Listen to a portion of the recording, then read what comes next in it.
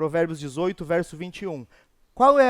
Quais são os capítulos que estão contemplados na nossa pregação de hoje? Lembrando que estamos pregando de uma maneira mais ampla hoje, a Escritura, nessa série. Nós vamos contemplar o capítulo 16 a 20 do livro de Provérbios, tomando a tônica, o refrão central que ecoa nesse trecho. Capítulo 18, verso 21, captura bem esse espírito. Diz assim: a morte e a vida estão no poder da língua. Quem bem a utiliza, come do seu fruto. Vamos orar mais uma vez? Senhor, nós te bendizemos por mais um dia, dia do Senhor, domingo, onde a sua palavra se apresenta a nós, em canção, em oração e em pregação. Mas não só assim, através da presença do seu Espírito Santo, tornando real o Evangelho em nosso meio. Obrigado, Jesus. E nós te pedimos, Espírito Santo, toma nossos corações na tua mão, nos conduza, transforme-nos através da santa e pura palavra de Deus. Essa é a nossa oração nessa manhã. Abra o nosso entendimento e abra o nosso coração para que possamos receber o Evangelho. Amém. Meus irmãos, eu gostaria de convidar você a iniciar pensando na imagem de um casal. Um casal que frequenta a igreja há anos. Traga a sua memória. Talvez seja você se lembre de você, dos seus pais ou de alguém como referência, mas que frequenta há anos a igreja, serve em ministérios, conhece bem as Escrituras, são respeitados pela comunidade, bons pais, dedicados, pessoas com uma boa reputação, mas ao fechar a porta, quando chegam na sua casa, algo muda. De repente, o tom de voz sobe um pouco. As palavras se tornam afiadas, as críticas, sarcasmo, acusações, muitas vezes silêncios cheios de raiva. O lar se torna um campo de batalha. Não com socos, gritos explícitos, mas com algo que é ainda mais sutil e destrutivo. Palavras. Simples palavras. E o mais assustador é que esse casal já não percebe mais. A linguagem dura se tornou normal. Palavras que deveriam construir agora corroem, ferem. Aquelas frases rápidas que são atiradas como flechas.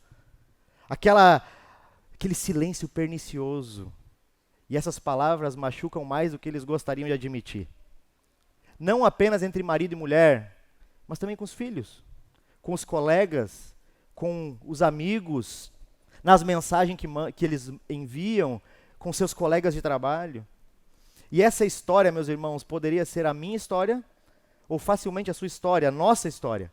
E Provérbios 18, 21 nos confronta com a verdade que muitas vezes nós gostaríamos de ignorar, de que a vida e a morte estão no poder da língua. Ou seja, meus irmãos, o que nós falamos carrega um peso eterno. O que nós falamos carrega um peso eterno.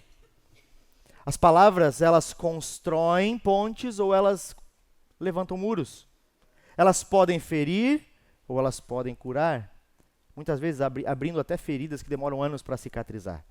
E no sermão que nós vamos contemplar hoje, nós vamos ouvir aquilo que Deus tem a nos dizer. O Deus que criou as palavras, que nos criou com a capacidade de falar, tem a nos dizer na forma como nós usamos, ou deveríamos usar as nossas palavras.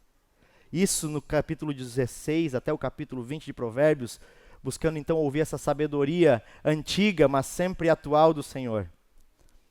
E a grande questão é que porque talvez as nossas palavras estejam revelando mais sobre o nosso coração do que nós podemos imaginar. E se há uma guerra de palavras, então, antes de olharmos para o que está acontecendo conosco, entre nós, eu gostaria de nos chamar a olhar para aquilo que Deus é. Para o Deus que criou e formou as palavras. Então, meus irmãos, eu gostaria de convidar você a olhar lá para Gênesis capítulo 1. Você sabe, já está de cor na sua mente isso. Antes de nós falarmos sobre os efeitos das palavras, ou essa guerra de palavras que certamente nós vivemos, vamos olhar para quem Deus é. Pense comigo. Há uma afirmação que falamos nessa semana ainda na escola de membresia. É que o nosso Deus é um Deus que fala. Isso nos passa despercebido, mas o nosso Deus fala, meus irmãos. E a primeira página da Escritura revela isso. Gênesis capítulo 1, verso 3 vai dizer: disse Deus, haja luz, e houve luz. O universo então nasce pelo poder da palavra de Deus. Deus cria todas as coisas pela sua palavra e as ordena pela sua palavra. E o tempo vai passando, Deus vai organizando o universo, então ele fala com Adão. E depois Deus fala com Moisés lá no Sinai. E Deus continua falando com os profetas em tempos de crise. Deus, o nosso Deus, não é um Deus distante e tampouco um Deus mudo. O nosso Deus é um Deus que se revela pela sua palavra. E o píncaro dessa fala divina, o ápice dessa fala divina, é que a palavra de Deus se fez carne e habitou entre nós, cheio de graça e de verdade. João capítulo 1, verso 14. Jesus Cristo, meus irmãos, o verbo vivo, é Deus falando conosco, com carne e osso. E nós podemos ir mais fundo. Nós vemos que Deus tem a primazia sobre as palavras, porque Ele, antes que tudo existisse, criou pela palavra. Esse Deus que criou pela palavra, Ele valoriza a palavra. As palavras têm valor. Deus criou e deu valor às palavras. Dessa forma, nos passa muitas vezes por meio dos nossos dedos, porque nós falamos o tempo todo, não é? A nossa relação se baseia na comunicação e nas palavras. E à medida que falamos, as palavras simplesmente se tornam instrumentos sociais de comunicação, ou sons, mas não é assim. A palavra tem origem no próprio Deus, todas elas têm origem em Deus. Deus falou primeiro, tudo se fez, e Deus é um Deus que fala de maneira perfeita, criadora, redentora. Deus usou as palavras para criar o mundo, veja o valor.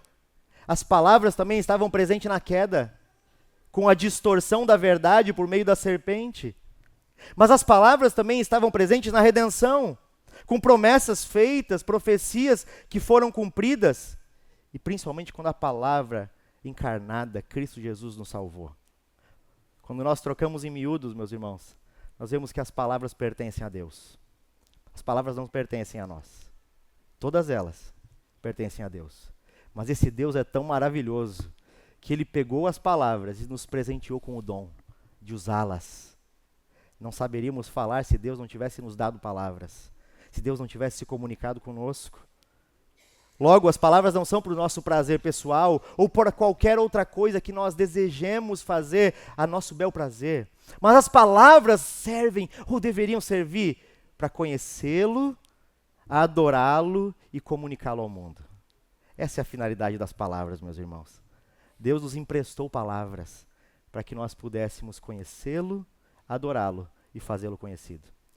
E é exatamente por isso que cada uma das nossas palavras, como filhos de Deus, deveria refletir a fala do nosso Deus, a fala do grande e supremo orador, o Criador de todas as coisas.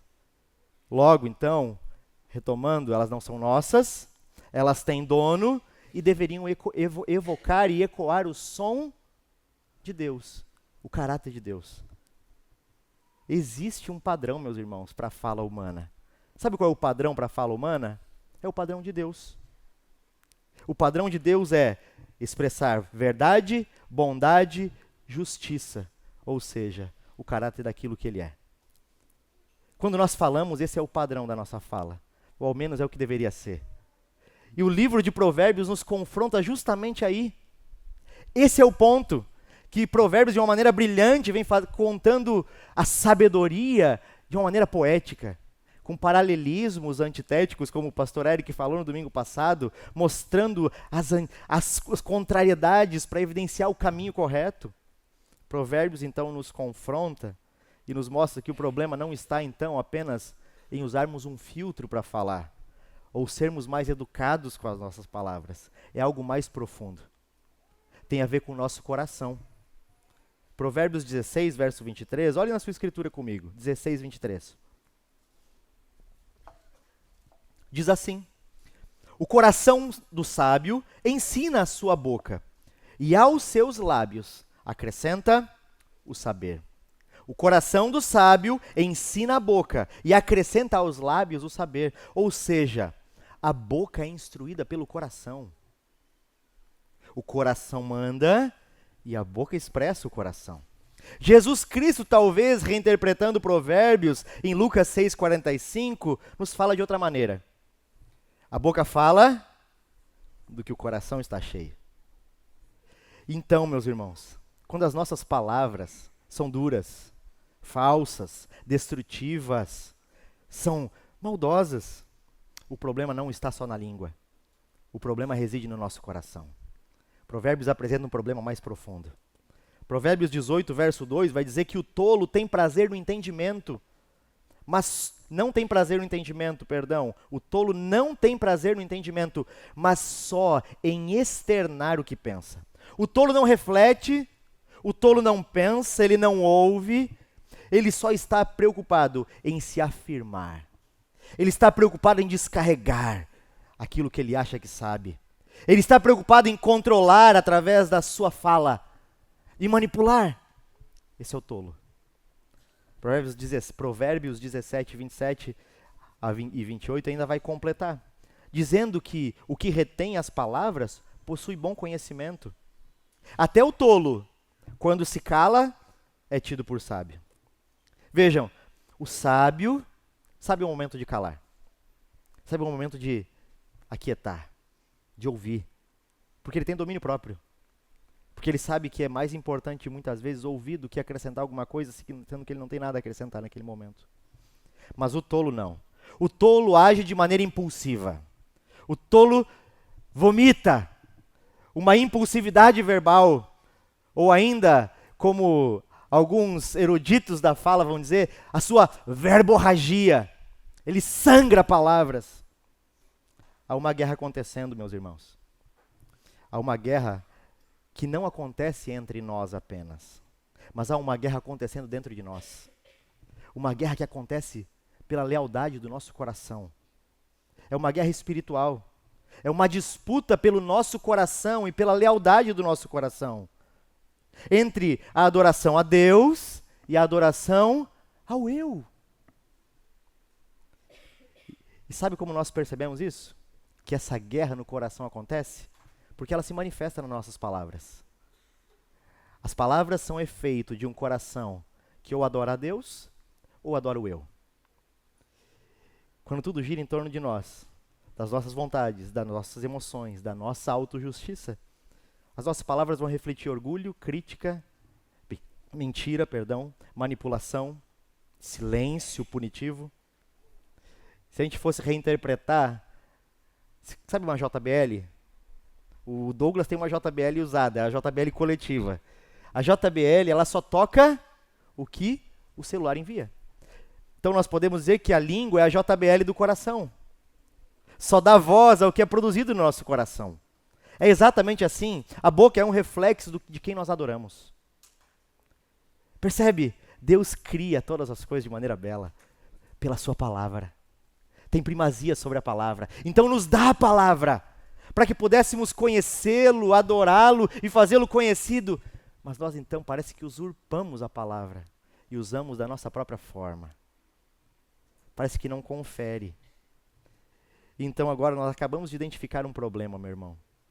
Nós acabamos de identificar, calma aí, pastor, tem um problema então. Nós não estamos falando conforme o padrão de Deus. Esse é o nosso problema? Sim. Então eu tenho que mudar o meu jeito de falar? Será que eu tenho que falar mais fofo? Ai, pastor, o meu amor. Sabe aquele casal que fala assim? Não é isso. Ou é mais formal a nossa fala? Não, também não é isso. Não é necessariamente um problema de comunicação que nós temos. Talvez, e com certeza, o nosso problema, expressado pela boca, é um problema de adoração. A nossa boca denuncia isso todos os dias. Mas então a pergunta é: quem está reinando quando eu falo? Deus ou eu? Quem está reinando quando eu uso as palavras de Deus, não da forma como Deus pensou? E se a nossa língua reflete o coração e nós não estamos caminhando segundo o padrão de Deus, O que está acontecendo? Como nós descemos agora para esse segundo ponto e pensamos a língua em guerra que destrói? Precisamos olhar para isso. O que está acontecendo nessa guerra de palavras que nós estamos? E agora nós descemos, depois de olhar para Deus e como Ele pensou, para ver o que está acontecendo nesse terreno. A língua que deveria refletir o céu e tem espalhado destruição. Provérbios nos dá um bom e claro exemplo, sem poupar palavras a respeito disso. Gênesis 1 era perfeito, correto? Deus criou e tudo de uma maneira bela. Adão tinha Deus como seu único intérprete. Deus criou e Adão ouve a Deus. E a sua esposa ouve a Deus. E a respeito daquilo que eles deviam fazer, conhecer, quem eles eram, o porquê e o para quê das coisas, Adão tinha um intérprete apenas, que era a palavra de Deus, submisso a Deus, conhecendo todas as coisas debaixo do conselho de Deus. Entretanto, meus irmãos, nós não vivemos mais no Éden, e houve uma segunda voz naquele jardim. Infelizmente, não falamos mais como no princípio. A queda em Gênesis capítulo 3 nos afetou de maneira profunda. Não apenas o nosso corpo, não apenas o trabalho, não apenas a criação, mas afetou também a nossa fala. A comunicação criada com Deus para refletir a sua glória foi afetada também pelo pecado, que distorceu esse propósito primeiro e mais importante da fala. Agora, então, passamos a usar palavras que deveriam construir para destruir, palavras que foram criadas e pensadas para comunhão, que agora têm sido usadas e ferem e separam. Surgiu outra voz no Éden. E aquela voz deu uma nova interpretação sobre a realidade. Uma voz que mentiu, enganou e produziu culpa. Quando a outra voz era a verdade, a justiça, a bondade, a misericórdia, a graça. E a partir dessa segunda voz, uma voz estranha, que reinterpretou todas as coisas, distorcendo a verdade, o homem caiu nesse engano e tornou-se intérprete do mundo, de si mesmo e da sua realidade, achando que poderia ser como Deus. Quando nós interpretamos as coisas a partir de nós mesmos, quando nós usamos as palavras como nós bem entendemos, fugindo daquilo que Deus pensou, de maneira boa, justa, agradável e bela, talvez nós estejamos ouvindo outra voz, interpretando de outra forma, quando o caminho é nos submeter à voz de Deus, e então viver a vida a partir da palavra do Senhor. Então o que era dom acabou virando arma. É isso que nós vemos em Gênesis capítulo 3. Aconteceu uma nova guerra, e essa guerra não era simplesmente pelas palavras, mas era uma disputa do coração. O terreno de batalha é o coração humano agora. E é por isso, meus irmãos, que nós precisamos levar com muita seriedade e perceber que um coração que tira Deus do centro e que coloca o eu no centro, fica desgovernado e com a língua solta. Provérbios, como falamos, não suaviza essa realidade. Ele é muito claro. Na verdade, ele escracha bem na nossa cara. Ele mostra o poder destrutivo da fala com uma clareza que assusta. Veja o capítulo 16, verso 28. Capítulo 16, verso 28. Diz assim: o homem perverso espalha contendas, e o difamador separa os maiores amigos. Perceba o verbo espalha. A língua, ela não apenas fere quem está perto. A língua contamina. A língua pode envenenar e separar. Um comentário maldoso pode dividir uma amizade de anos. Uma fofoca pode arruinar uma família ou pode destruir a comunhão com a igreja local. É muito sério. E Provérbios nos mostra com muita clareza. O capítulo 18, versos 6 e 7, continua ainda reforçando essa ideia, dizendo que os lábios do tolo entram em contendas e a sua boca brada por açoites. A boca do tolo é a sua própria destruição. A boca do tolo, meus irmãos, é como um bumerangue. Ele fala de maneira perniciosa e de repente as suas próprias palavras o esmagam. Ele fala sem sabedoria e de repente as suas próprias palavras o encontram. O capítulo 18, verso 8 continua falando que as palavras do difamador são como petiscos deliciosos. Nós sabemos que petisco é bom, né? Quem não gosta de um petisquinho? Mas nem só de petisco viverá o homem. Os petiscos no começo são bons, mas com o tempo, se você só come essas besteiras, certamente algo silencioso começa a destruir você. É exatamente isso. Parece inofensivo no começo. É apenas uma falinha, é um comentário bobo. Mas isso destrói. Provérbios é muito claro, falando que essa é a dura realidade que vivemos. Uma guerra de palavras, mas que tem uma causa e uma raiz mais profunda do que simplesmente uma fala. Um coração que precisa ser renovado. E alguém aqui talvez lembre, eu acho que isso é fantástico quando nós olhamos para essa realidade e saímos do campo das ideias, né? E olhamos para a realidade prática. Quem aqui não consegue lembrar de palavras que disse e que não deveria ter dito? Quem de nós? Tiago, falando a respeito das palavras no capítulo 3, vai falar que não escapa um. Todos, ninguém consegue controlar a língua. Quem não feriu com palavras? Quem talvez não lembra a ferida que foi aberta com você por causa de palavras? No lar mesmo, nós costumamos, por vezes, fazer silêncios dolorosos e frios. Tecer palavras, muitas vezes, que ferem. Não agressões físicas, muitas vezes. Mas lembra do exemplo lá no começo? Não é algo escrachado, mas tornou tão sutil e tão comum. Ser crítico, sarcástico, irônico, é algo tão... São palavras, a gente fala, não, meu marido sabe quem eu sou e que eu amo ele, minha esposa sabe que eu amo ela, não tem problema. Não, meus filhos, eles vão entender.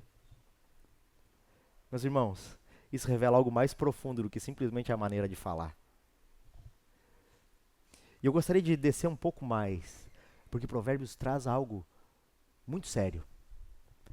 Saindo um pouco do capítulo 16 a 20, indo lá para o capítulo 6 de Provérbios, há uma advertência muito clara.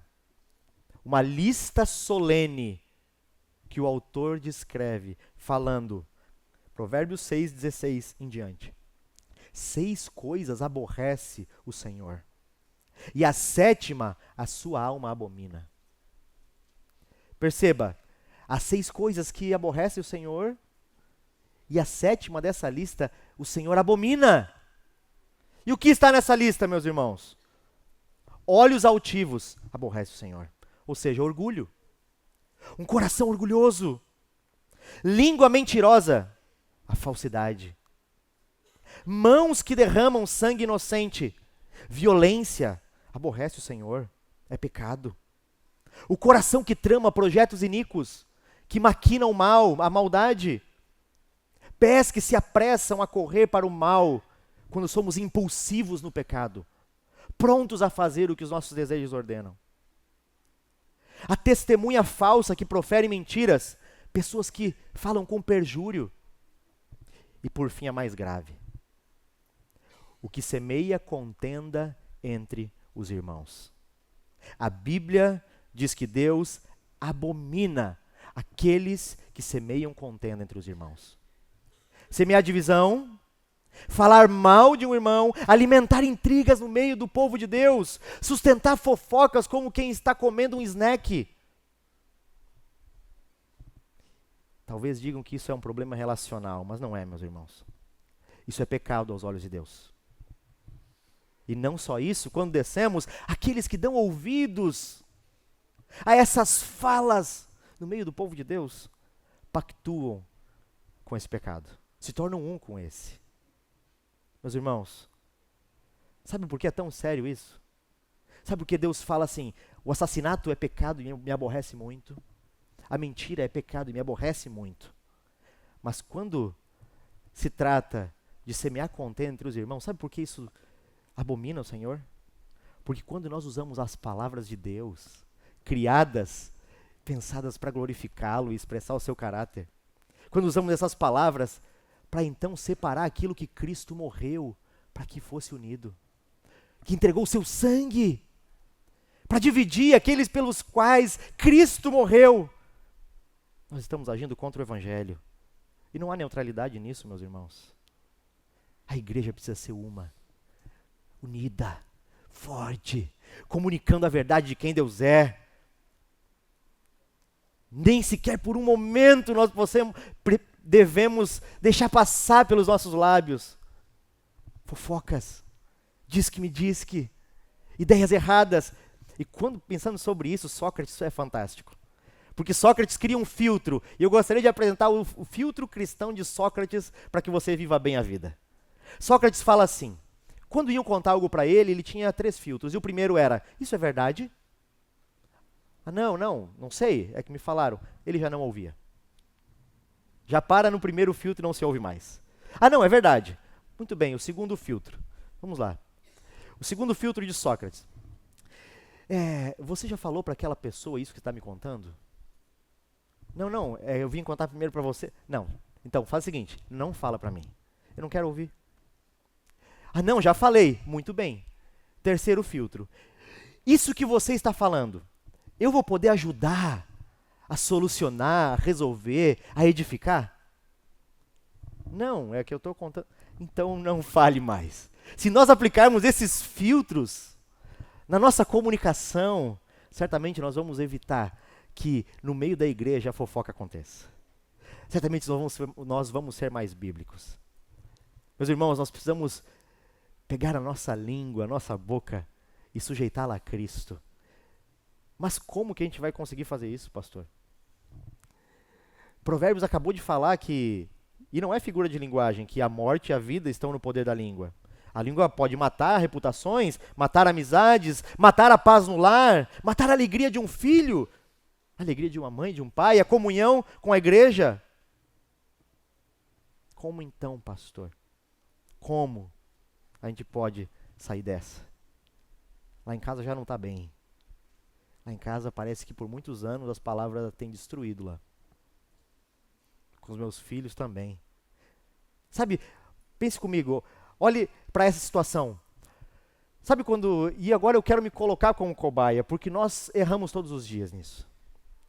Sabe quando você está aquele dia de folga, aí você senta no sofá e vai fazer alguma coisa que te agrada, talvez abrir um livro, assistir uma televisão, botar uma série, e as crianças começam a enlouquecer. Aquele momento que o caos é instaurado e é só há choro e ranger de dentes. Nesse momento que a paz não reina em Israel, você só vai abstraindo. De repente chega um ponto que você levanta do sofá. Você levanta transtornado. Você levanta com a tica, que nem diz o outro. E vai na criança e fala, meu Deus do céu! Olha quanto que eu faço por essa casa. Olha tudo que eu dou para vocês. Trabalho a semana toda. Faço das tripas ao coração. Vocês não estão comendo? Vocês não estão bebendo? Eu não posso ter um dia de paz. E nos soa como algo muito bom e justo. Porque afinal nós temos feito todas essas coisas. Mas será que essa é a forma correta pela qual Deus nos deu as palavras? E parece algo tão bobo, né? Aí seu filho fala, não pai, mas é que você não está entendendo, está o mais velho brincando com o mais novo. Mas você não está entendendo, você nem ouve. Só quer despejar a sua irritação. Só quer despejar a sua raiva. Percebe como é uma guerra pelo nosso coração e não pelas palavras? Nos tiraram do nosso centro de gravidade. Nos tiraram a nossa paz, do nosso reino, do meu reino, da minha vontade. E agora eu vou provar que eu tenho razão, mesmo que precise ser duro. Será que esse é o padrão de comunicação de Deus? Será que foi para isso que Deus nos deu a palavra? Você entende como é mais profundo? Mas então, existe esperança, pastor, porque eu feri com palavra já. Todo dia eu faço isso. Existe perdão para quem semeou contenda, espalhou crítica, alimentou fofoca. Existe cura para o meu lar que está destruído, para a amizade que eu tenho que está corrompida. para minha consciência que está ofendida? Será que existe? E aqui nós chegamos ao terceiro ponto, meus irmãos. Aqui é onde o Evangelho responde. E sabe qual é a resposta do Evangelho? É que sim, existe. Existe redenção, mas a redenção não vem de dentro de nós. A redenção vem de fora de nós. A redenção tem nome. A redenção tem um nome, se chama Jesus Cristo. Cristo que é a palavra viva de Deus. Cristo que é a sabedoria de Deus, mostrada aqui em Provérbios a nós. Cristo que é aquele que não só falou de maneira sábia, mas viveu de maneira perfeitamente sábia, vivendo tudo aquilo que ele falou. João capítulo 1 vai dizer que no princípio era o Verbo, meus irmãos. E o Verbo estava com Deus e o Verbo era Deus. E vá para o verso 14, o que diz? E o Verbo se fez carne e habitou entre nós, cheio de graça e de verdade. Jesus é Deus falando conosco em carne e osso. A palavra encarnou. Deus não ficou distante. E veja, o Evangelho e Cristo Jesus não vieram simplesmente nos ensinar a falar melhor, não. Sabe para que Cristo veio e por que Ele é a nossa solução? É a resolução que não está dentro de nós, porque Ele veio para nos dar um novo coração, meus irmãos. Cristo nos dá um novo coração que por consequência nos dá uma nova boca, uma nova língua, uma nova forma de falar, uma nova forma de comunicar. A linguagem é simplesmente um efeito de uma causa. A causa é Jesus, através do Evangelho, pela graça mediante a fé, nos dando um novo coração. Porque nós vimos que o coração fala, a boca fala do que o coração está. A transformação começa num coração novo, um coração regenerado. É isso que Jesus faz, é isso que o Evangelho nos oferece, meus irmãos. A saída não é você fazer um curso de oratória, a saída não é você fazer um curso de etiqueta, porque a questão não é estilística, não é estética. A questão não é essa, a questão é um coração. Sabe quando você ora com seu filho e fala assim, você não consegue vencer o pecado, né, filho? É difícil, né? Sabe o que você precisa fazer? Você precisa pedir para Jesus um novo coração. Sabe o que Deus está fazendo com a gente hoje? Nos tomando pela mão como filhos que somos e falando assim, ó, sabe o que vocês precisam fazer, filhos? Vocês não vão conseguir vencer isso com a força do braço de vocês. Vocês precisam de um novo coração. E sabe qual é a boa notícia? É que eu dou para vocês um novo coração. A boa notícia é que eu pego pela mão de vocês e conduzo vocês num caminho de graça, de verdade, de vida. Deus nos deu seu Filho e comunicou em Cristo Jesus tudo o que Ele gostaria. Tudo que nós gostaríamos e poderíamos saber a respeito de quem Deus é, de quem nós somos e sobre o mundo, foi perfeitamente revelado em Cristo Jesus, meus irmãos. Jesus é a fala perfeita de Deus, revelada a nós com graça e verdade. A perfeição de Deus veio até nós. O Deus que fala, fala conosco em Cristo Jesus. E não só fala, mas nos dá um novo coração. Então, quando nós vemos Provérbios, meus irmãos, ele não nos dá simplesmente indicações de etiqueta ou conselhos morais. Porque não fala só da boca que fala coisas más, fala que da boca que produz bons frutos. Provérbios nos mostra frutos da graça de quem recebeu um coração transformado. Provérbios 10:11 diz, a boca do justo é manancial de vida. Provérbios 15:1, a resposta branda desvia o furor. Provérbios 15:2, a língua dos sábios adorna o conhecimento. Provérbios 15:4, a língua serena é árvore de vida. E Provérbios 16:24, palavras suaves são favos de mel, doces para a alma. Já pensou nós vivermos uma vida sábia na fala e provar dos frutos? De usar a língua para a vida, como Provérbios 18:21 fala, no nosso lar? A nossa esposa, o seu marido, a sua esposa, os seus filhos, provando das suas palavras suaves e vendo que elas são doces para a alma deles. Meus irmãos, isso é fantástico. Nós podemos sim usar bem as palavras, mas sabe quando nós podemos usar bem as palavras? quando nós somos alcançados pela palavra. Nós só podemos usar bem as palavras quando nós somos alcançados por aquele que é a palavra. Veja Cristo, meus irmãos, nosso maior exemplo. Insultado, caluniado, cuspido, nos seus últimos instantes nessa terra, ele não revidou com palavras de ódio. Na cruz, sangrando, ali o nosso mestre, sabe quais palavras ele proferiu? Palavras de perdão, palavras de graça, palavras de misericórdia. Ele falou aquilo que ninguém esperava. Ele falou: Pai, perdoa-lhes, porque eles não sabem o que fazem. E ele continua falando a nós, mesmo diante do inferno humano, mesmo diante das nossas cabeças confusas, essa frase continua ecoando aqui na terra. Essa segue sendo a esperança para cada um de nós, meus irmãos. Cristo nos perdoa e nos dá um novo coração.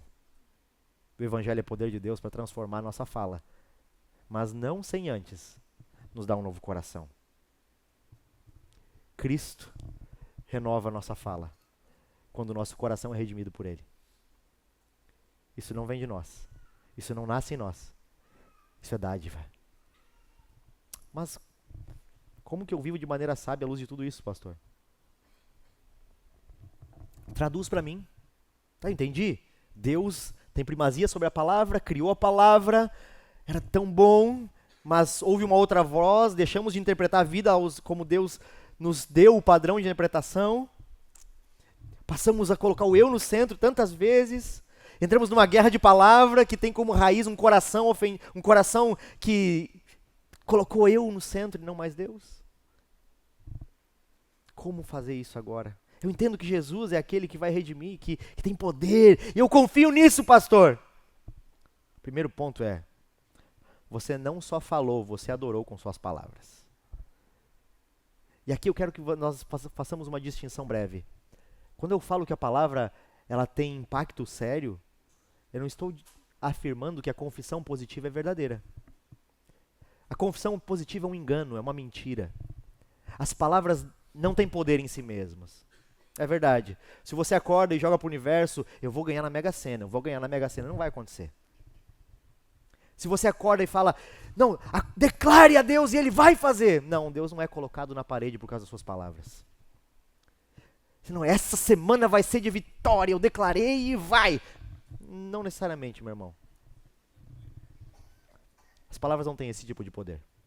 A palavra que tem poder é Cristo. Essa palavra é o poder de Deus. Mas as palavras, sim, têm impacto. A nossa comunicação não é neutra. O que nós falamos, não falamos apenas, entende? Não é, eu falei, só falei. Não é neutro. Nossas palavras não são simplesmente sons. Nossas palavras não são simplesmente para relação. Por isso, não fale por impulso. Por isso, como diz os mais antigos, você tem 2 orelhas e uma boca para ouvir mais do que fala. Tenha paciência no falar, seja brando nas palavras. Sabe por quê? Porque as nossas palavras sempre estão ligadas a um ato de adoração. Quando falamos, ou estamos adorando a Deus, ou estamos adorando o eu mesmo. As palavras refletem a quem nós somos fiéis. Toda palavra, meus irmãos, é expressão de adoração. E que nós possamos depender de Deus para falar. Que nós possamos depender de Deus e que nossa fala seja modelada pelo Evangelho. Sabe o que nós precisamos então? Da ação santificadora do Espírito Santo em nós.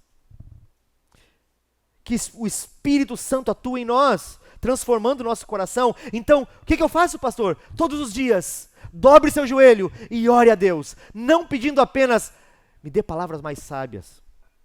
Mas, Senhor, me dê um coração novo. Me dê um coração cheio da palavra. Porque corações rendidos a Cristo falam palavras repletas de graça. Não adianta mudar a forma, mas nós precisamos clamar e confiar na ação santificadora do Espírito Santo. Todos os dias. O que eu faço com relação a tudo isso, pastor? Dobre seu joelho e ore. As nossas palavras não são neutras. Ou adoramos a Deus, ou ao eu. Confie no Espírito Santo e fala, Espírito Santo de Deus, crie em mim um novo coração. Salmo 51. Cria em mim, ó Deus, um coração puro, um coração novo. Tá bom, pastor, eu vou orar. Que mais? Pare de dar desculpas. Essa é a segunda coisa que eu quero que você carregue desse sermão. Pare de dar desculpas. As circunstâncias não criam o pecado. As circunstâncias apenas revelam o pecado. Ah, não. É que eu tô cansado, né? Então hoje eu falei um pouquinho. É que eu tô com fome. Ah, isso me pega, tá? Nossa, quando eu tô com fome, a Luana sabe como eu sou chato. Que Deus me ajude. Cara, a gente fica chato. E a desculpa é o quê? Ah, não, é por causa da fome, você não ia fazer isso. Miserável, não é? É o teu coração que precisa de transformação. Não dê desculpa. O problema real não está fora, está dentro de nós. Em um coração que se recusa a ser confrontado para mudar. O problema está aqui. A solução não é controlar a circunstância, meu irmão. A solução não é criar um mundo perfeito para que você não peque mais. Ah, não, se eu não tiver o celular na mão, eu não peco, então eu não vou usar mais celular. Miserável, não é isso. Não é a circunstância. Nós precisamos provar de uma transformação interior, que só é operada por Cristo. E se nós começarmos a parar de dar desculpas, e começar a nos arrepender e confessar o nosso pecado, meus irmãos, já é um bom começo. Já é um passo em que Deus pega o nosso coração e começa a transformar. É a matéria-prima. Provérbios está nos chamando a não colocar mais a culpa nos fatores externos, mas olhar para o nosso coração e falar: Senhor, eu sou pecador mesmo, me ajuda. Pedir perdão. Senhor, me ajuda a me arrepender, porque eu não consigo nem me arrepender. Que nós possamos confiar no poder de Deus que atua a partir do reconhecimento do pecado, da confissão dos nossos pecados. Poder que o Evangelho oferece em Cristo Jesus. E por fim, agora muito prático, meu irmão. Eu sei que orar já é prático, eu sei que confessar e parar de dar desculpa já é prático, mas agora mais. Nós fomos chamados por Deus, sabe para quê? Para sermos embaixadores de Cristo nessa terra. Como embaixadores do céu nessa terra. Inclusive na maneira como nós nos comunicamos. Nós somos chamados para ser assim. Então, por causa disso, que nós possamos deixar de lado a nossa fala egoísta. E que nós possamos começar a usar a nossa fala como um canal de graça de Deus. De bem-aventurança. De bênção. Sabe por quê? 2 Coríntios, Paulo nos fala algo muito interessante. 2 Coríntios 5,18 diz assim: Ora, tudo provém de Deus, que nos reconciliou consigo mesmo por meio de Cristo e nos deu o ministério da reconciliação. Em Cristo Jesus somos reconciliadores. Provérbios diz: a morte e a vida estão no poder da língua. Quem bem utiliza, come do seu fruto. Como reconciliadores, nós vamos ter um fruto para provar. Um fruto de vida. Palavras, meus irmãos, elas curam também. Palavras conectam, consolam, promovem vida, paz, cuidado. Palavras falam a verdade. E em Cristo nós nos tornamos pessoas que têm a possibilidade de falar aqui, nessa terra, como uma extensão do amor de Deus. Olha que maravilha isso. Nós podemos ser arautos da verdade, anunciadores do Deus vivo, que usam a boca para falar a respeito das maravilhas de Deus.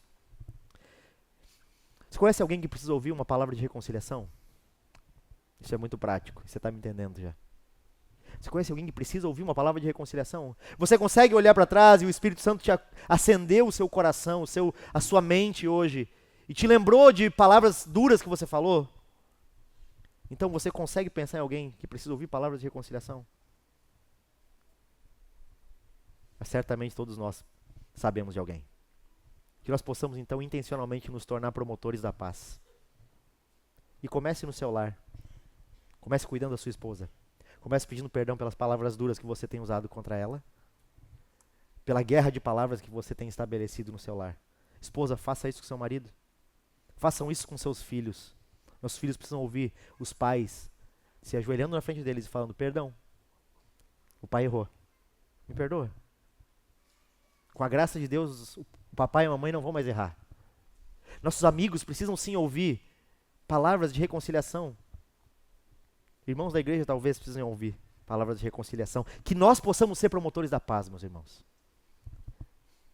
Por fim, eu gostaria de terminar emprestando a oração do salmista para nós. Que as palavras dos nossos lábios, que o meditar do nosso coração, sejam agradáveis na presença do nosso Deus, Senhor nosso, rocha nossa e nosso Redentor. Que o Senhor nos ajude e que possamos em Cristo buscar um novo coração. Amém?